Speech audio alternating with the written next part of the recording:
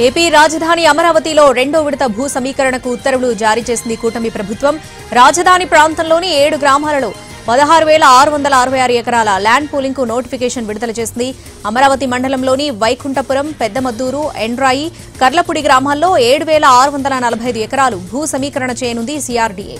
ఇక గుంటూరు జిల్లా తుళ్లూరు మండలంలోని వడ్లమాను, హరిశ్చంద్రపురం, పెద్దపరిమి గ్రామాల్లో 9,097 ఎకరాలు ల్యాండ్ పూలింగ్ చేయనుంటాయి.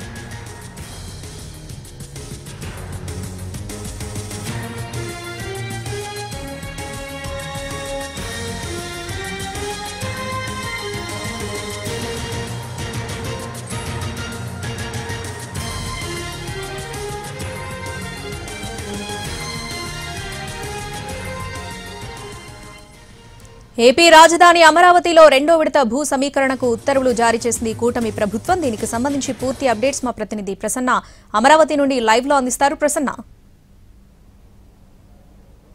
శ్రావణి, ఓవరాల్ గా ఏపీ ప్రభుత్వం రాజధానికి సంబంధించి రెండో విడత భూ సమీకరణకు ల్యాండ్ పూలింగ్ చేయడానికి సంబంధించి నిర్ణయం తీసుకుంది. మన కేబినెట్ లో దీనికి ఆమోదం కూడా తెలిపారు. ప్రస్తుతం దీనికి సంబంధించిన ఉత్తర్వులు జారీ చేయడం జరిగింది. అంటే ప్రధానంగా ఏంటంటే ఆల్రెడీ ఇప్పటికే మొదటి దశలో 34,000 ఎకరాలు రైతుల నుంచి తీసుకున్నారు. ఒక 16,000 ఎకరాలు అదనంగా ప్రభుత్వ భూమి ఉంది. మొత్తం 50,000 ఎకరాలు అక్కడ ఉంది. రెండో దశలో ప్రస్తుతం 16,666 ఎకరాలు తీసుకోవడానికి ప్రభుత్వం రెడీ అయింది. మన కేబినెట్ లో ఆమోదం పొందిన తర్వాత ప్రస్తుతం ఉత్తర్వులు కూడా జారీ చేయడం జరిగింది. అంటే ఏంటంటే రెండో దశ ల్యాండ్ పూలింగ్ లో ప్రధానంగా రైల్వే ప్రాజెక్టులు వస్తాయని చెప్తున్నారు.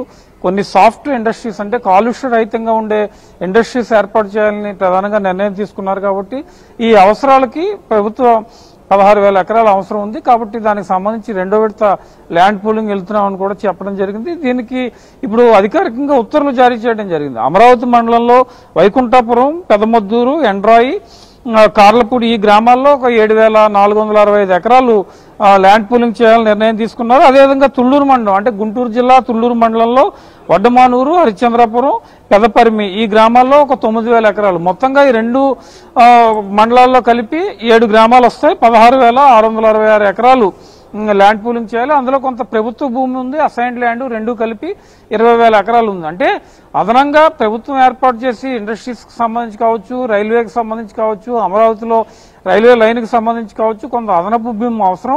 ప్రస్తుతం తీసుకున్న భూమి కేవలం ఇప్పుడున్న అవసరాలకి అంటే రాజధాని నిర్మాణంలో భాగంగా సచివాలయం, అసెంబ్లీ, ఇతర నిర్మాణాలు, కొన్ని ప్రైవేటు సంస్థల ఏర్పాటు వీటికి సరిపోతుంది. కాబట్టి అదనంగా కనుక భూమి సమీకరణ చేయకపోతే అమరావతి ఒక మున్సిపాలిటీగా మిగిలిపోయే ప్రమాదం ఉంటుంది. అంటే కేవలం మున్సిపాలిటీలో ఏ రకమైన ఫెసిలిటీస్ ఉంటాయి అవే ఉంటాయని మొన్న రైతులతో ముఖ్యమంత్రి కూడా చెప్పడం జరిగింది. అందుకు అనుగుణంగానే రెండో విడత ల్యాండ్ పూలింగ్కి వెళ్తున్నాము. రెండో విడత ల్యాండ్ పూలింగ్ లో ప్రస్తుతం 16,000కే ఇచ్చారు. ఇంకా అదనంగా కూడా కొంత భూమి అవసరం అయితే మూడో విడత ల్యాండ్ పూలింగ్ కూడా ప్రభుత్వం వెళ్లే అవకాశాలు కనిపిస్తున్నాయి. ఓవరాల్ గా ప్రస్తుతం ఇందాక మనం అనుకున్నట్టు మొదటి దశలో ఒక 50,000 ఎకరాలు, ప్రస్తుతం 16,000 ఎకరాలు కలిపి ఇంచుమించు ఒక 70,000 ఎకరాల భూమిని ఆంధ్రప్రదేశ్ రాజధాని 2014లో రాష్ట్ర విభజన జరిగిన తర్వాత సిఆర్డీఏ ఏర్పాటు చేయడం జరిగింది. ప్రస్తుతం 2025 కూడా ఈ నెలలో పూర్తి 2026లోకి మనం అడుగు పెడుతున్నాం. 12 సంవత్సరాల రాష్ట్ర విభజన తర్వాత ఆంధ్రప్రదేశ్ లో ఇప్పటికీ పూర్తి స్థాయి రాజధాని నిర్మాణం జరగలేదు. కాబట్టి ఈ 70,000 ఎకరాల్లో ఆంధ్రప్రదేశ్ ప్రభుత్వం రాజధాని నిర్మాణం చేయడానికి కూటమి ప్రభుత్వం వచ్చిన తర్వాత 1.5 కాలంగా కొన్ని నిర్మాణాలు చేస్తూ ముందుకెళ్తోంది. 2 ఏళ్లలోనే రాజధాని పూర్తి చేస్తాం అంటే బేసిక్ నిర్మాణాలు పూర్తి చేస్తామని ముఖ్యమంత్రి కానీ ప్రభుత్వం కానీ చెప్తూ ఉంది. కాబట్టి ఈ ల్యాండ్ పూలింగ్ లో అదనంగా భూమి తీసుకుని మరి వీటిలో ఏ నిర్మాణాలు 2 ఏళ్ల లోపు పూర్తవుతాయి, 2 ఏళ్ల తర్వాత లాంగ్ ప్రాసెస్ లో ఏం పూర్తవుతాయి, మొత్తానికి రాజధాని నిర్మాణానికి సంబంధించి 2 ఏళ్లలో ఆంధ్రప్రదేశ్ ప్రభుత్వం ఎలాంటి స్పష్టమైన ప్రకటన చేస్తుంది. ఇదంతా కూడా ప్రస్తుతం చర్చనీయాంశంగా మారుతున్న పరిస్థితి. మన రైతులతో కూడా సీఎం చంద్రబాబు సమావేశమయ్యారు. వాళ్ళు కూడా కొంతమంది ల్యాండ్ పూలింగ్ ఒప్పుకున్నారు.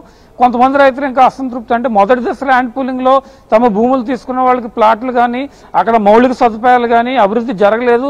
ఇది జరగకుండానే మళ్ళీ ప్రభుత్వం రెండో విడత ల్యాండ్ పూలింగ్ వెళ్తుందని ఇప్పటికీ కొంతమంది రైతులు అసంతృప్తి వ్యక్తం చేస్తున్నారు. రైతుల సమస్యలకు సంబంధించి 3 కమిటీ ఏర్పాటైంది. అందులో కేంద్ర మంత్రి బ్రహ్మసాని, మంత్రి నారాయణ, ఎమ్మెల్యే శ్రవణ్ కుమార్ ఉన్నారు. కాబట్టి రైతుల సమస్యలు వీళ్ళంతా తెలుసుకున్న తర్వాత ఏ రకమైన పరిష్కారం చూపిస్తారు ఏంటి అనేది కూడా మనం చూడాల్సి ఉంది. Thanks for the updates.